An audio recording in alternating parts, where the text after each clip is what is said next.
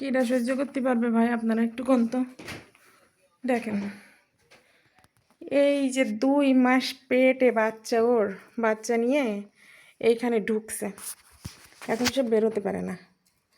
তারে এখন কি করে বের করবে? যে নেট টেট সব খুলে দিচ্ছি, তারপরেও সে এখন বের হতে পারে না। কি করব আপনারা একটু বলেন তো। দেখেন, এই যে পেটটা একেবারে আটকে গেছে, তাইলে ব্যথা লাগবে না?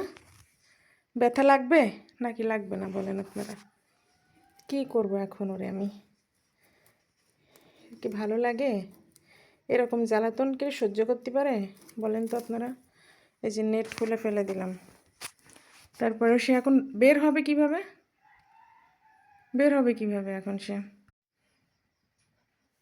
লিজি, হ্যাঁ, কী রে, ওর ভিতরে ঢুকলি কিভাবে? ও বেরোতে পারছিস না?